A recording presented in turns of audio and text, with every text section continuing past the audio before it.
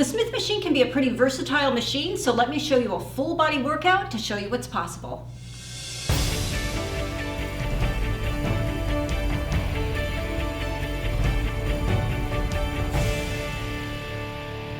Okay, you guys, I have 5 different exercises I'm going to show you today on the Smith machine. Every now and then will throw in things on the Smith machine just to kind of get me out of the dumbbell world, because I really love dumbbells, but it's really cool to kind of go and use other equipment. So these are 5 different exercises that I actually use pretty regularly in my routine. Okay, we're going to start with legs. So what we're going to do is we're just going to unlatch the Smith machine. You're just going to stick it up fairly high. For anybody who's not familiar with using a Smith machine, I always recommend that you check out the resistance first. Some are light, some are heavy. This one's got pretty good resistance on it. So I'm not really using any weight because I'm more worried about kind of showing you guys form and how to do this properly. You're just going to take the bar, you're going to rest it on your shoulders, not on your neck. So split stance squats. We're just going to put one foot forward. I'm just stepping back with my other leg. The goal with this one is to get my knee as close to the ground as possible. I'm keeping my head and shoulders up, and I'm really focusing on kicking my hips back. So this really is targeting my glutes. I normally will do 12 to 15 reps depending on how heavy I want to go that day. Once I've finished, of course, I'm positioning my other leg, taking a nice wide step back, getting that knee as close to the ground as possible, pushing my hips back. Really target my glutes. All right, then we're gonna hook. The next thing I do, if I'm wanting to kind of keep my heart rate up, sometimes I'll do these in between, or I'll just keep them as just kind of a good thing to work on my flexibility through my legs. I call these duck squats.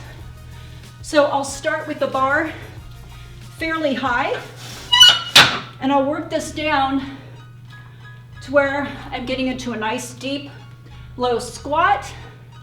I'm just going back and forth. I'll do maybe 15 to 20. But it's great for opening your hips. And then I'll rest. So I'll either do this in between my other exercises, or I'll do it as a standalone. But I've noticed progressively the more that I'm doing this, the lower this has gotten. So my range of motion has gotten better. So it's just a kind of a quick little tip, something good for people to work on. Okay, so you can do a couple of rep rounds of those. Next, we're gonna go into hanging bench taps. I usually set this at the highest notch. Make sure it's locked in. You're just gonna grab a bench. I usually position it. These little knobby guys might be in the way, hopefully not. You're just going to put your hands about shoulder width apart. You're going to step your feet next to the bench. You're going to relax, make sure you have a good grip, and you're just going to tap and raise to each side of the bench. So we're getting a little bit of a rotation, but we're really working those abs nicely here. So with these, do as many as you can. You can do 10, great, 15, great. 3 rounds. Those are good. Works on your hand strength too. Okay, next I'm going to go into a shoulder press. I'm just going to keep the bench the same way. I'm going to slightly lower this. And you're actually going to be sitting the direction of the bar. So what you're gonna do, and this one I would definitely not start with weight because it doesn't take a lot of weight for these. And I have pretty strong shoulders. You're gonna position your body, nice tight core, nice straight back. And this has so much resistance on it, I literally can barely even use this bar without using my other hand. I mean, I have to use my other hand. There's a lot of resistance with this bar. So you're just going to take that and press it straight up to the ceiling.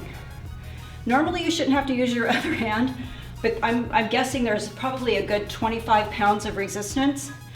At my normal gym where the bar is really light, I'll maybe add like 2 5s or 10s. So, but it's great because it kind of hits differently than where you're normally doing shoulders holding a bar this way. It kind of takes it into a different plane. So those are really good. Not the greatest example, but you know what I'm talking about. Okay, so next we're gonna go into pull-ups. So now I'm just going to bring my bench out here. I'm gonna lower my bar, and these you can kind of readjust. I want my bench to where my feet are gonna reach it when I bring them out. My grip is gonna be a little wider than shoulder width apart. My feet are gonna be on the bench. I'm actually gonna bring this out a little farther. Okay. This is the position you wanna be in. My back is straight.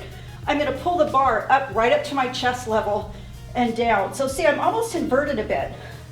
So this really makes your pull-ups a lot tougher. A lot of times I see people at the gym and they're kind of down here and they're doing stuff like this, which is still hard, but if you're really looking to bump it up a bit, elevate your feet, make sure your back is lower than your feet are, and it's all about pulling your chest to the bar. Whew. All right, you guys, it's pretty amazing. Smith machines can be pretty versatile. It's something I don't use a ton, but I do love some of the things you can do with them, especially, let's say, for your abs. A lot of times those bars to hold to do abs are really high for girls. So a lot of times it's easier to just get the Smith machine and boop, you got your hanging abs. All right, you guys, I hope you enjoyed the workout. Thanks for joining me today. Check us out on our social media. Hopefully you're following us there. We put some great stuff out, basically on a daily, almost daily. Check out Athlean-XX for women, and I'll work out with you guys soon.